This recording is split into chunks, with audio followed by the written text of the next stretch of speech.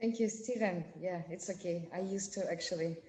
And another remark I would make, as at the beginning it was presented like Trans-Caspian International Route Association, and with mentioning Kazakhstan, but it would not be correct because, yeah, being Kazakh and having our headquarter in Astana, we actually 8 countries. So this also may be a start of my today's short, I hope, presentation. If it's going to open. Yeah, we can see. I hope. Apologies if it's. Yeah, so. We can see it. Yeah. Yeah, good. Okay. So yes, briefly just for the audience who probably don't know what exactly is TITR, what exactly TITR is, and some very brief vision on it.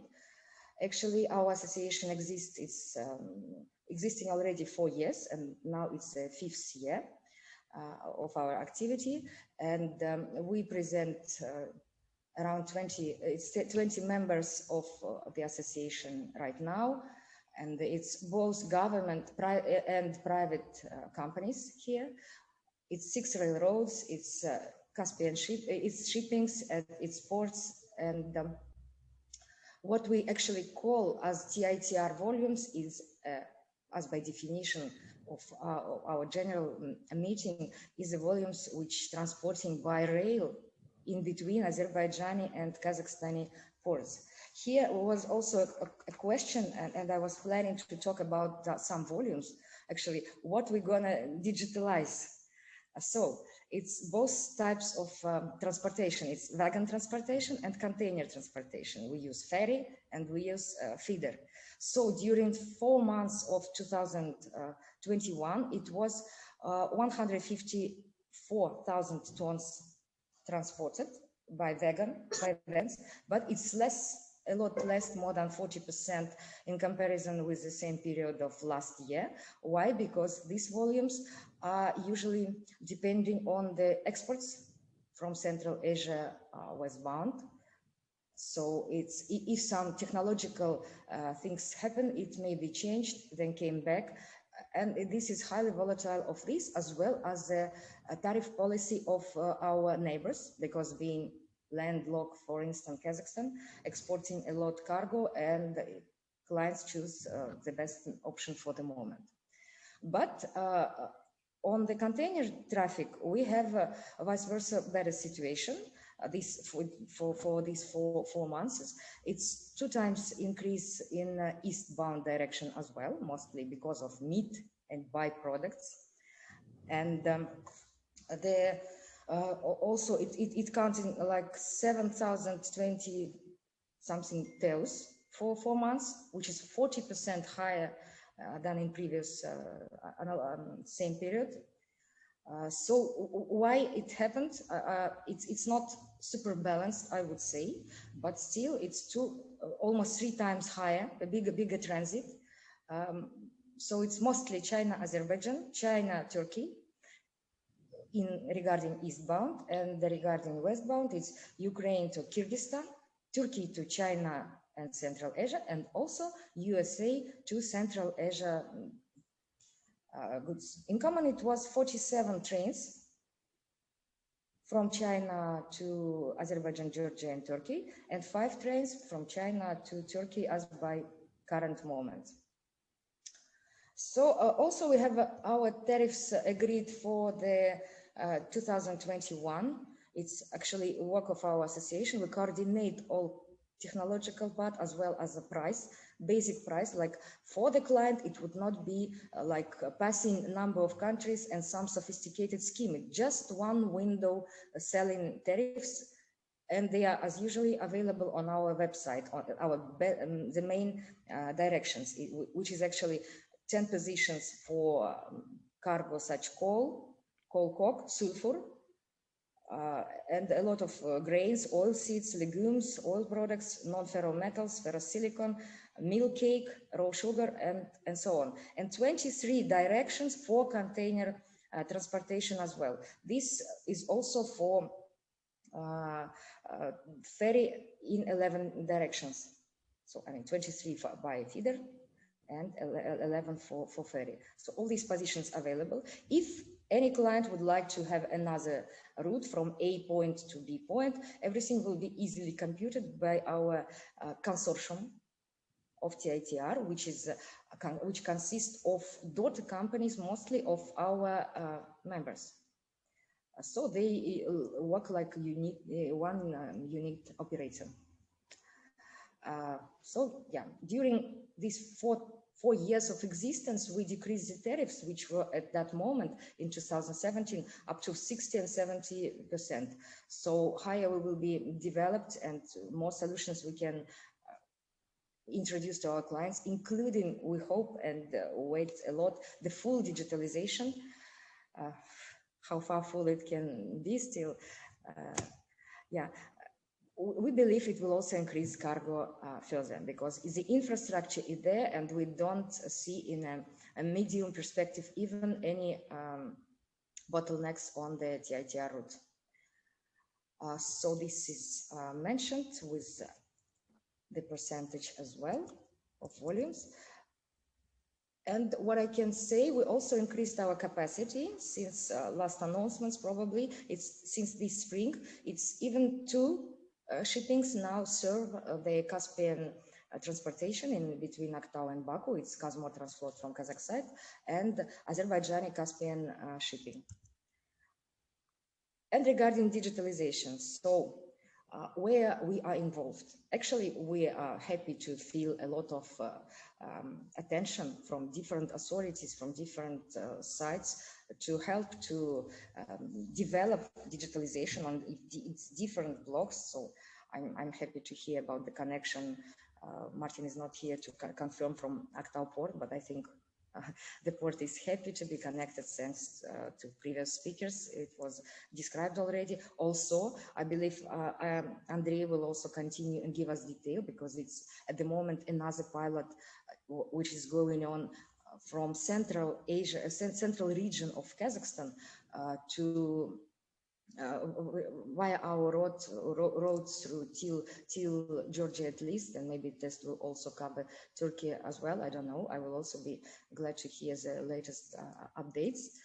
And what is also behind this IT connection, digital connection, is that if initially it was a common work as one by the members who were mostly technician guys or sales guys, now we really established a bridge of IT people. So since last year, when 11 meetings was held, thanks to a CE who gathered and who also highlighted the topic, and to the other sides who was with us, we now have really, like in Telegram, is channel functioning where IT specialists are there, and it's also really, I believe it will take time, but it will be like one single IT, a good pipe, I would say. Also, we in the future, we also started a bit, and thanks to Port of Baku here as being a super ecological port, we want to make a bridge on the ecological issues as well, where digitalization is here nearby if we will spend less sum of resources. So briefly, that's it. Yeah, my pleasure to answer later on or now. Thank you so much. Thank you, Leila. Very interesting, very informative presentation there. Again, I will take my the advantage of my position in the chair just to answer you, or well, more for clarification, I think, because you touched on it briefly. So, have you seen a traffic increase along the TITR route during the last 2 years? Is the first question, and then the second question, which is linked to that, is how do you think that will develop over the next 3 years? It depends which cargo do you mean. As I mentioned, it's all railway transportation in between Aktau and Baku. Let's say, like it was with gasoil few years ago, it was 100,000 of tons, like 600,000 or 700,000 tons. Then Kazakh plant is changing the technology and now goes to a higher higher produced another type of fuel. So this cargo, it doesn't exist anymore. On the other hand, there is a big increase and paying attention for agriculture, which is producing in Kazakhstan. So some cargo is compensation the other cargo which stops to flow. So it's really like this. If we talk about wagon cargo, it's highly depending on the export facilities from our countries, like from Georgia and Azerbaijan to China. More, let's say, nice wine from Georgia will go, but it's not the same volumes like we talk about the coal or metals. That's why it's more dependence on Kazakh export vector, I would say. If there would be change in subsidies or any mechanism to support exporters, it also has a high influence.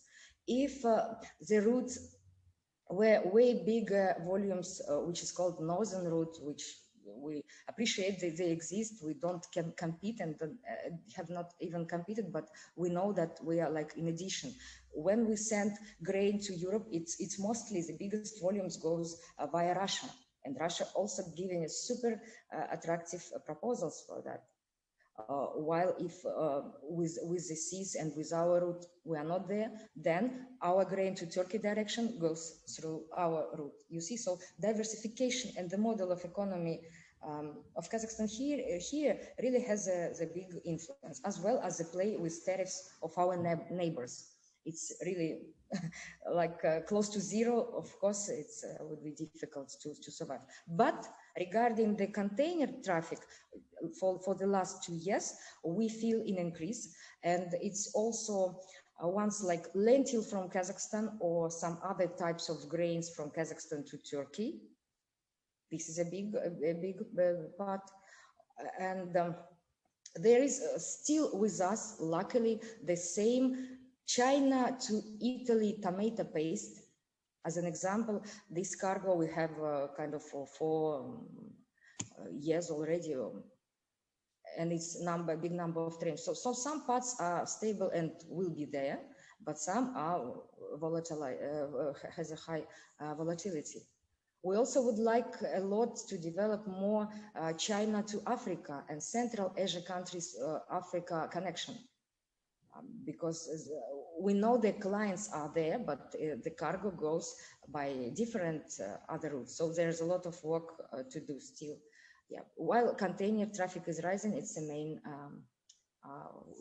what we are glad for.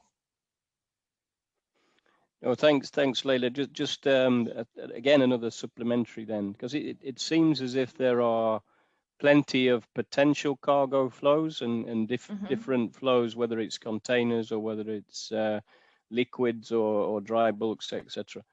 Is there any capacity constraints on the services that it's not on services, stop you it's from just operating? the price. It's just the prices. Okay.